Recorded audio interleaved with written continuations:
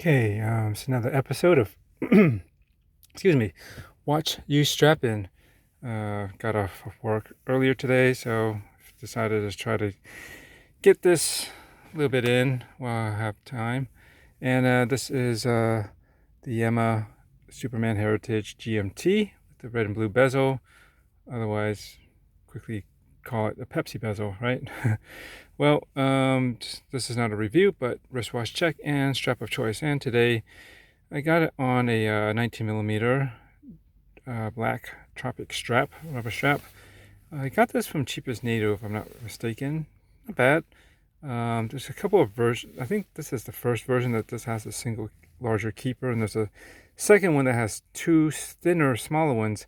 I think I kind of like this more, just because the thin keepers seem to move more, and I don't know. In that sense, they don't hold quite as well.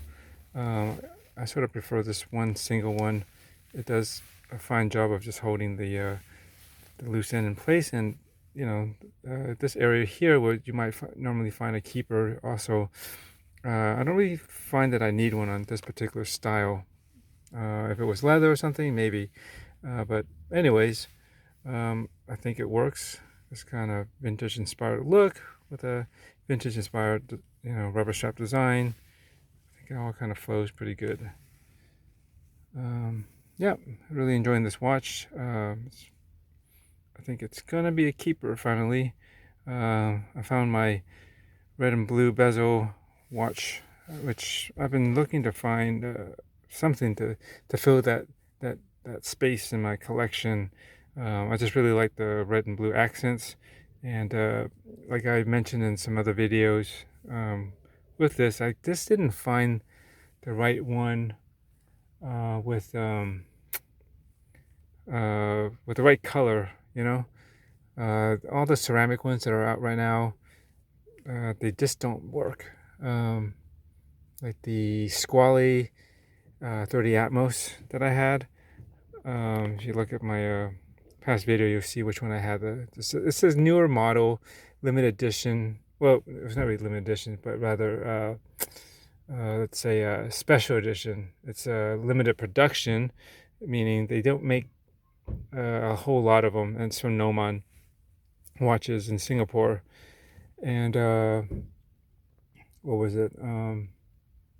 Yeah, it almost was there. The red for the ceramic actually looked like almost like aluminum. It's really nice, kind of deep sheen to it. I don't know how they did that, but the top half was this is just a bit too bright. It's like much lighter, and it's a more solid looking blue, like the Batman Rolex kind of blue. It's not really. I don't know. It just looks like two different halves of a bezel that just didn't have the same idea and manufacturer. The vintage style one that I got from Steinhardt last, vintage Ocean 39, was it vintage GMT? It's got the faux patina, which it worked to some degree, but the fact that they put the same color on the print of the text and everything, it kind of cheapened it and didn't make it look authentic. I think they would have done better just have left the text white and the loom areas actually, that kind of custard or faux patina look instead of having everything look like that. Yeah, that didn't look right. And the red and blue bezel has that faded look, but so it's, I guess, sort of worn, but it was kind of too dull. The red was just dark, and the blue was particularly dark too. And I don't know, it didn't pop. I know it's supposed to look kind of old and used, but it's ceramic, and it's never going to change color.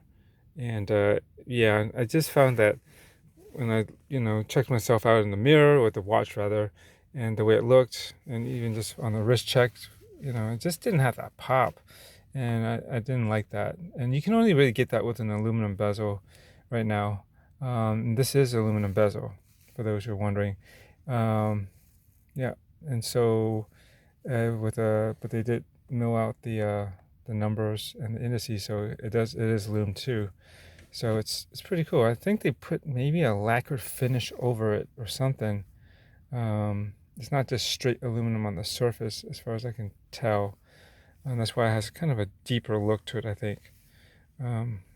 Anyways, I'm kind of going off. I should get more into this in an actual review video. So anyways, that's it. Just wanted to share that. All right. Laters.